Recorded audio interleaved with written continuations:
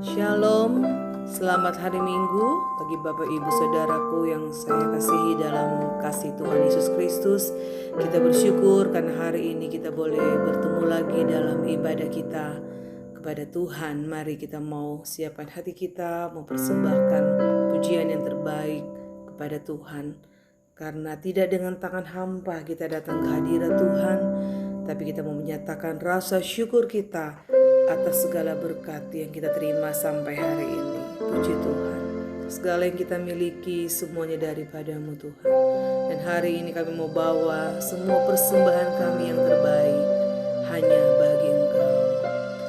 Haleluya, puji Tuhan.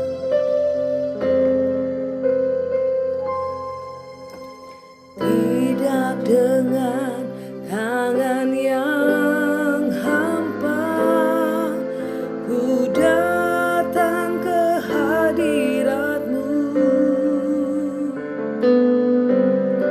menyatakan rasa syukurku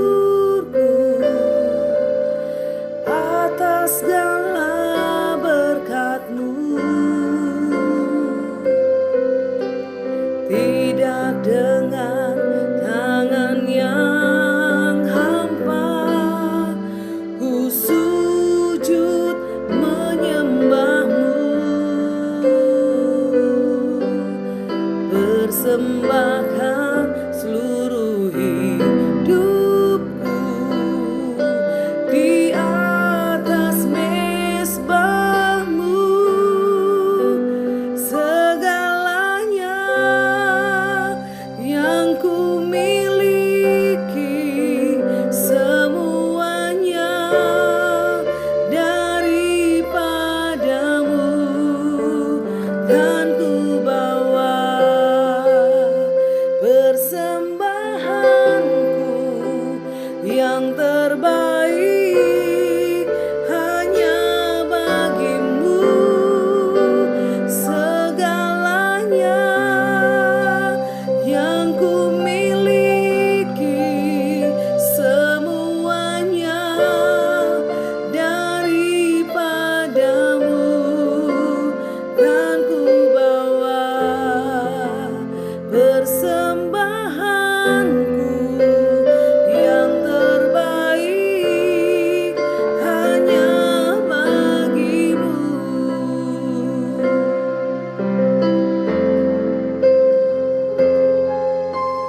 Tidak dengan tangan yang hampa ku datang ke hadirat-Mu, menyatakan rasa syukurku atas segala berkat-Mu. Tidak dengan tangan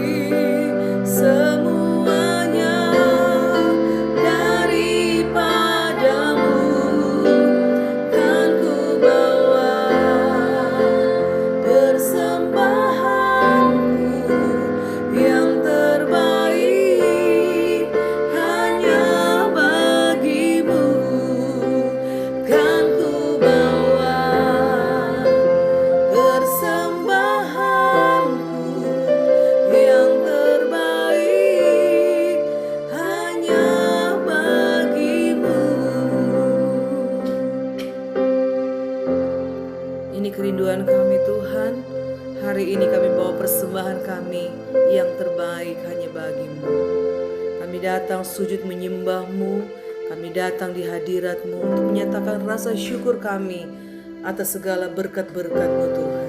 Dan kami datang tidak dengan tangan yang hampa, tapi kami persembahkan seluruh hidup kami di atas mezbah-Mu. Terimalah setiap pujian penyembahan kami hari ini Tuhan. Dan kami percaya Engkau duduk di atas puji-pujian umat-Mu. Lawatilah kami semua dimanapun kami berada. Urapi ibadah ini Tuhan, dari awal hingga pada akhirnya. Biarlah perkenanan Tuhan menjadi bagian kami hari ini. Terima kasih Bapa di sorga untuk segala kebaikan dan berkat-Mu yang tak terhitung dalam hidup kami. Dan kami akan siap memuji menyembah Tuhan lebih dalam lagi. Kami akan buka ibadah ini dalam nama Tuhan Yesus Kristus. Kami berdoa bersyukur. Haleluya. Amin. Apa artinya hidup ini tanpa Yesus kau miliki? Apa artinya kekayaan ini tanpa Yesus kau miliki? Haleluya. Mari sama-sama kita nyanyikan pujian ini. Apa artinya hidup ini Tanpa Yesus ku miliki. Apa artinya kekayaan ini tanpa Yesus ku miliki? Bila saatnya telah tiba kita dipanggil olehnya, maka semua yang kita miliki takkan berarti lagi. Maka semua yang kita miliki takkan berarti lagi. Apa artinya hidup ini tanpa Yesus ku miliki? Apa artinya kekayaan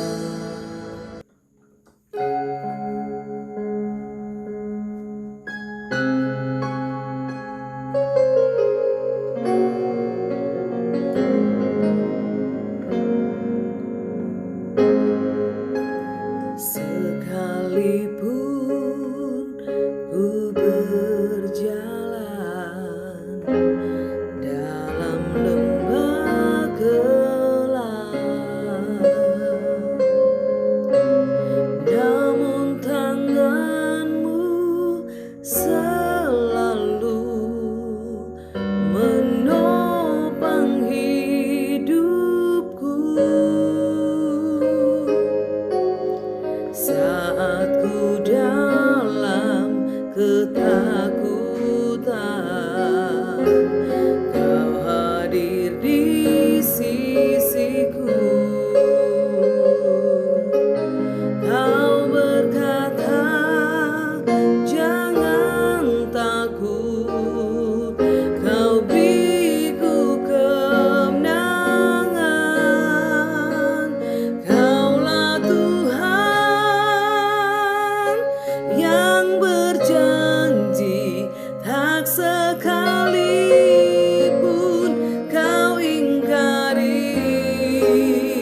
Kesetiaan-Mu sungguh terbukti di sepanjang hidupku.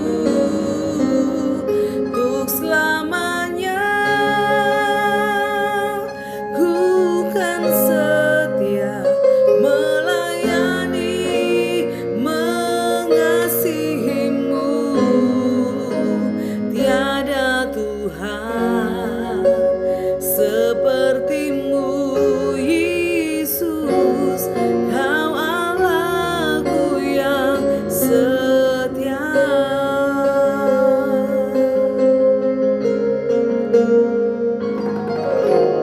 Sekalipun ku berjalan dalam lembah gelap, namun tangan-Mu selalu menopang hidupku. Saat ku dalam ketakutan, Kau hadir di sisiku.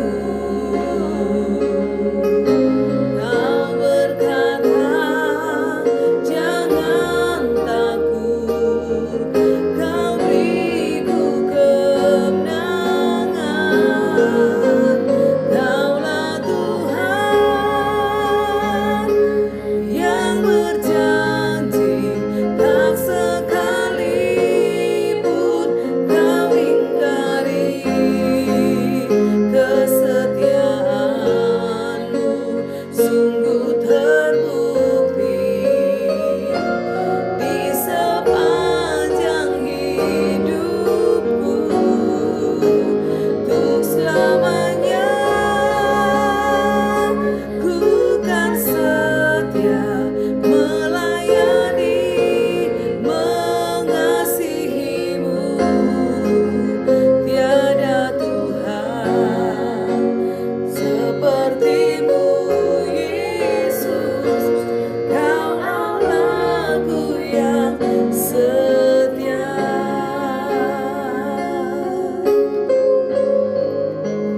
Kaulah Tuhan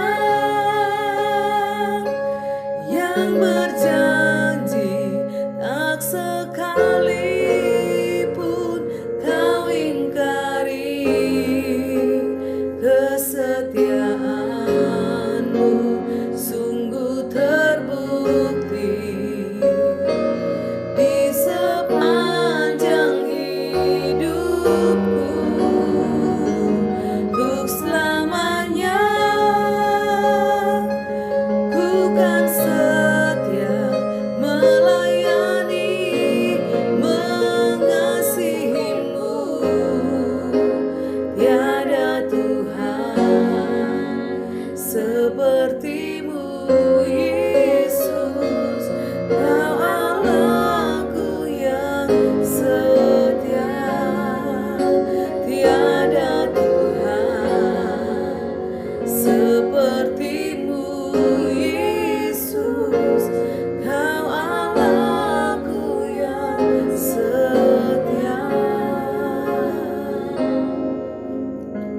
Sesungguhnya kesetiaan-Mu sungguh telah terbukti dalam hidup kami. Di sepanjang hidup kami, Engkau Allah yang selalu setia menopang kami. Engkau Allah yang tidak pernah meninggalkan kami walau sedetik pun.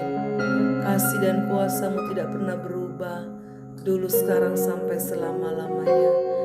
Bahkan kami percaya setiap janji-janji-Mu tak sekalipun Kau ingkari, tetapi setiap janji firman-Mu selalu digenapi dalam kehidupan kami, orang-orang yang setia melayani dan mengasihi Tuhan. Dan kami percaya Engkau ada tengah-tengah kami Tuhan saat ini. Engkau tahu setiap kerinduan hati kami, Engkau tahu setiap pergumulan kami, Engkau tahu apa yang kami doakan dan kami gumuli hari-hari ini. Karena kami percaya Engkau Allah yang tidak pernah tertidur, Engkau selalu ada dalam setiap musim hidup kami. Bahkan Engkau Allah Immanuel, selalu menyertai kehidupan kami sampai ke akhir zaman. Terima kasih Tuhan Yesus. Kami terlalu yakin bahwa Engkau sanggup melakukan segala perkara, dan bagi Tuhan tidak ada rencana-Mu yang gagal. Terima kasih Tuhan untuk kehadiran-Mu. Terima kasih Tuhan untuk kelawatan-Mu hari ini. Kami bersyukur karena kami masih diberikan waktu dan kesempatan oleh Tuhan untuk lagi ada di hadirat Tuhan hari ini. Dan tibalah saatnya kami rindu mendengar kembali suara-Mu, suara Injil kebenaran akan disampaikan lewat hamba-Mu Tuhan. Mari Kau urapi hamba-Mu, pakai hamba-Mu, sehingga lewat pemberitaan firman-Mu hari ini akan memberikan kami kekuatan baru, memberikan jawaban dalam setiap persoalan yang kami hadapi. Dan kami yakin firman Allah itu hidup dan berkuasa dan sanggup memulihkan hidup kami. Terima kasih Tuhan, kami siap terima dan dengar firman-Mu dan mau melakukannya dalam nama Tuhan Yesus Kristus. Haleluya. Amin. Shalom Bapak Ibu Saudara yang dikasihi Tuhan Yesus Kristus. Selamat hari Minggu, selamat kita berjumpa kembali dalam ibadah online pada kesempatan hari ini. Saya berdoa dan berharap saudara semua ada dalam keadaan yang baik. Dimanapun saudara berada, saudara sehat jasmani rohani, kuat dalam iman, selalu penuh sukacita, dan bersemangat di dalam Tuhan. Renungan firman Tuhan pada kesempatan hari ini berjudul Pilihlah Bahagia. Dalam kehidupan ini saudara kita diperhadapkan dengan berbagai pilihan. Ada banyak pilihan. Dari kecil kita sudah diberikan pilihan-pilihan. Tanpa sadar atau sadar, kita memiliki opsi-opsi. Dan dari sekian opsi itu kita memilih salah satu di antaranya. Contoh pilihan dalam hidup. Misalnya memilih pemimpin. Bagi saudara yang sudah berusia 17 tahun, di Indonesia boleh memilih pemimpin, mempunyai hak suara untuk memilih anggota MPR, DPR, ataupun memilih presiden. Saudara juga punya kesempatan untuk memilih pasangan hidup. Dari sekian beberapa orang yang mungkin berjumpa dengan saudara yang kira-kira menjadi calon, saudara memilih satu di antaranya. Tidak boleh dua, saudara. Hanya boleh satu. Memilih 2 atau 3 hanya bikin pusing kepala. Kita memilih baju atau sepatu. Pilihan kita berdasarkan pada persepsi dan nilai-nilai atau pandangan kita sendiri. Kita memilih studi. Jurusan apa yang ingin kita tekuni?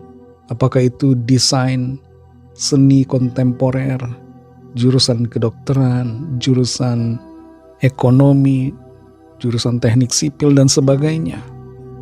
Dan setelah studi selesai, kita memilih pekerjaan apa yang ingin kita tekuni, yang ingin kita dalami, yang akan menjadi profesi kita. Dalam keseharian, setiap hari kita memilih makanan yang akan kita makan. Apakah makan masak sendiri, makan di warteg, makan nasi padang, makan bakmi, dan makan yang lain-lainnya. Itu semua adalah pilihan kita. Dan kita perlu berhati-hati tentunya saudara dalam memilih makanan. Pilihlah makanan yang berdampak baik untuk kesehatan kita. Kita juga saudara bisa memilih untuk marah atau untuk mengampuni. Itu adalah pilihan kita. Kita bisa memilih untuk pergi ke gereja atau tidak pergi ke gereja. Kita bisa memilih untuk beribadah atau tidak beribadah, baca Alkitab atau tidak baca Alkitab. Dan satu hal juga saudara, kita bisa memilih berbahagia atau tidak. Kita akan baca satu ayat dalam Filipi 4 ayat 4. Di situ tertulis, bersukacitalah senantiasa dalam Tuhan. Sekali lagi kukatakan, bersukacitalah. Ketika Rasul Paulus menuliskan surat Filipi ini, dia sedang berada di dalam penjara. Dan tentu saudara sangat luar biasa kalau orang yang ada di dalam penjara bisa menyatakan hal ini. Bersukacitalah senantiasa dalam Tuhan. Pastilah sukacitanya bukan karena keadaan, tapi sukacitanya pasti sesuatu yang berbeda, bukan dari dunia. Sukacitanya itu terjadi karena Tuhan, sebagaimana apa yang dinyatakannya di dalam ayat ini. Bersukacitalah senantiasa dalam Tuhan. Kata bersukacitalah merupakan sebuah perintah, dan perintah itu mengandung pilihan berkaitan dengan kehendak bebas kita. Kita boleh mengikuti atau tidak mengikuti. Itu tergantung pada pilihan kita. Kita bisa mentaati instruksi ini atau tidak mentaati. Tergantung pada pilihan kita. Tapi intinya adalah bahwa kita bisa bersukacita kalau kita memilih untuk bersukacita dan secara aktif membiarkan sukacita itu meluap dalam hati kita. Dan di sini saudara, bersukacita dikatakan senantiasa, artinya di segala waktu, karena senantiasa itu berarti setiap saat dalam kehidupan kita. Nah, artinya bahwa sukacita kita itu tidak bergantung pada keadaan yang kita alami. Di saat sedih atau susah, suka atau duka, kaya atau miskin, kita tetap bersukacita. Ada aniaya atau tidak, dalam keadaan nyaman atau menderita, kita tetap bersukacita. Dan sukacita kita ini saudara, di dalam Tuhan. Artinya bahwa penyebab dari sukacita kita adalah Tuhan semata-mata. Kita bersukacita bukan dalam hal-hal yang dari dunia ini, bukan karena sesuatu yang dipengaruhi secara lahiriah, tapi kita bersukacita di dalam Tuhan. Dan Tuhan berbicara tentang kebenaran. Kita bersukacita di dalam kebenaran senantiasa. Nah, di dalam ayat ini diulangi lagi. Sekali lagi kukatakan bersukacitalah. Perintah sekali lagi menunjukkan betapa pentingnya perintah ini untuk kita kerjakan. Apa itu sukacita, saudara? Sukacita adalah kondisi hati kita yang bahagia tanpa dipengaruhi oleh situasi, keadaan lahiriah kita. Tidak dipengaruhi oleh peristiwa yang terjadi di sekeliling kita secara dunia, tapi dipengaruhi oleh Roh Kudus yang bekerja di dalam kita. Dan dimotivasi oleh kesadaran akan anugerah Tuhan yang luar biasa atas kita. Anugerahnya yang telah menyelamatkan kita. Itulah sukacita kita, saudara. Sukacita adalah kebahagiaan di dalam Tuhan. Itu secara sederhananya definisinya demikian. Nah, ada satu pertanyaan saudara. Bagaimana perasaan saudara, perasaan kita ketika mendapatkan emas 1 kilogram? Ini nilainya bukan main-main. Sekitar nilai saat ini di kisaran hampir 3 miliar rupiah. Bagaimana perasaan saudara kalau tiba-tiba mendapatkan rezeki nomplok emas 1 kilogram? Tentu merasa senang, merasa happy, bahagia. Mungkin dirayakan dengan mentraktir satu keluarga atau satu kampung makan-makan bersama. Atau mungkin diam-diam saja. Tapi intinya hatinya senang, bahagia. Nah, bandingkan dengan ini.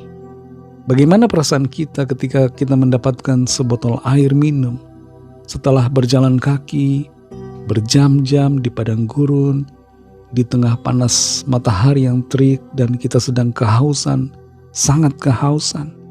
Kita menemukan sebotol air minum segar. Bagaimana perasaan kita? dalam hal ini dibandingkan dengan mendapatkan emas 1 kilogram? Tentu saudara, kita akan sangat berbahagia, sangat senang sekali ketika menemukan sebotol air minum segar di tengah padang gurun yang gersang. Kebahagiaan kita itu bahkan melebihi kesenangan dan kebahagiaan ketika mendapatkan emas 1 kilogram. Apa artinya, saudara? Artinya adalah bahwa bahagia itu bukan soal nilai, tapi kebutuhan. Emas di padang gurun menjadi tidak berguna dibandingkan dengan air minum segar sebotol yang sangat-sangat kita perlukan. Dan bahagia itu sederhana. Cuma sayangnya seringkali terlupa oleh kita. Dalam keadaan apapun, sebenarnya kita bisa menemukan kebahagiaan. Cuma masalahnya seringkali, sekali lagi kita terlupa untuk berbahagia. Ada banyak orang yang tidak bisa makan hari ini. Kita bisa makan. Dan seharusnya kita bisa berbahagia karena situasi yang ada. Ada banyak orang yang hidupnya tidak tenang. Di luar sana ada beberapa wilayah negara yang sangat-sangat tidak aman. Situasinya tidak kondusif, dan kita di sini, saudara dan saya umumnya, di mana kita berada, umumnya kondusif, aman, masih dapat dikatakan aman, saudara. Tapi seringkali dalam situasi aman, kita tidak berbahagia. Ada banyak orang di wilayah-wilayah tertentu di dunia tidak punya air, atau sangat-sangat sulit untuk mendapatkan air bersih. Sementara kita pada umumnya dengan mudah mendapatkan air bersih. Bahkan kita buang-buang setiap hari air itu. Cuci kaki, habis 1 ember. Cuci motor, cuci mobil, habis 2-3 ember atau lebih 10 ember. Tapi dalam hal-hal itu, keadaan yang demikian kita kadang-kadang atau seringkali kurang bersyukur, tidak bahagia, tidak ada sukacita. Bahagia, saudara, itu pilihan kita. Kita harus memilih untuk berbahagia, untuk bersukacita. Dalam khotbah di bukit yang tercatat dalam Injil Matius 5 ayat 3-12, di situ ada ucapan bahagia Tuhan Yesus.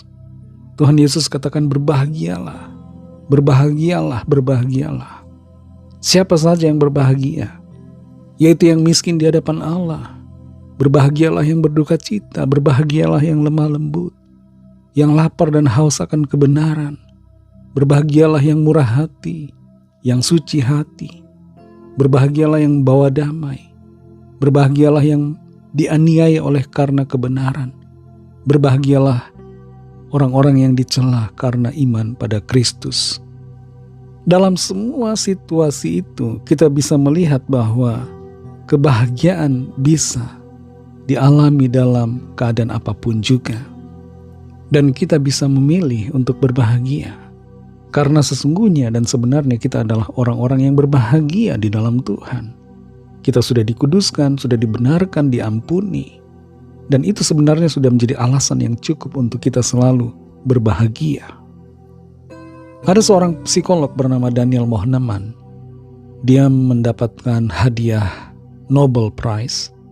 Dan Daniel Kahneman ini membuat sebuah teori tentang kebahagiaan, bahwa kebahagiaan yang didasarkan pada hal-hal lahiriah bisa berubah nilainya menjadi 0. Karena apa? Karena manusia tidak pernah puas. Kita ambil contoh, misalnya kita sudah lama menganggur, tidak punya pekerjaan, lalu kita sangat-sangat merindukan pekerjaan. Kemudian kita mendapatkan pekerjaan itu yang kita rindu-rindukan. Pada saat itu kita sangat bahagia. Kita sangat senang sekali. Penuh dengan sukacita. Kita bahagia sampai kita posting di mana-mana. Posting di Facebook, di Instagram, di WhatsApp, di mana-mana. Karena rasa senang kita yang luar biasa. Di Facebook, di posting. Mulai bekerja di perusahaan Anu. Semua itu dilakukan karena senang, karena gembira. bahagia. Tapi setelah pekerjaan itu dijalani setiap hari menjadi rutinitas, perasaan bahagia itu menjadi hilang, menjadi nol lagi. Dan rutinitas pekerjaan itu tidak membuat bahagia. Inilah saudara yang disebutkan oleh Daniel Mohneman. Kebahagiaan yang didasarkan pada hal lahiriah bisa berubah nilainya, kembali menjadi nol karena ketidakpuasan kita. Ada orang yang sangat-sangat mendambakan pasangan hidup, berdoa minta jodoh. Ketika mendapatkan jodoh, senangnya luar biasa, bahagia, menikah sangat bahagia. Tapi setelah menjalani masa-masa pernikahan bertahun-tahun lamanya, sudah mulai kehilangan kebahagiaan. Nah, hal ini saudara perlu kita kalibrasi lagi dengan firman Tuhan. Firman Tuhan berbicara kepada kita untuk kita bersukacita senantiasa di dalam Tuhan.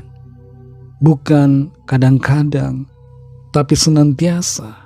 Dan sukacita kita itu di dalam Tuhan, bukan di dalam apa yang kita alami, bukan dalam gaji kita, dalam penghasilan kita, bukan dalam peristiwa-peristiwa yang kita jalani, tapi dalam Tuhan, saudara.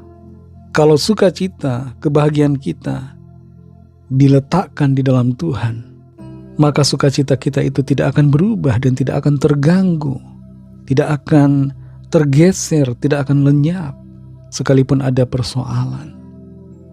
Dalam Yakobus 1 ayat 2-3, di situ tertulis begini, saudara-saudaraku, anggaplah sebagai suatu kebahagiaan apabila kamu jatuh ke dalam berbagai-bagai pencobaan, sebab kamu tahu bahwa ujian terhadap imanmu itu menghasilkan ketekunan.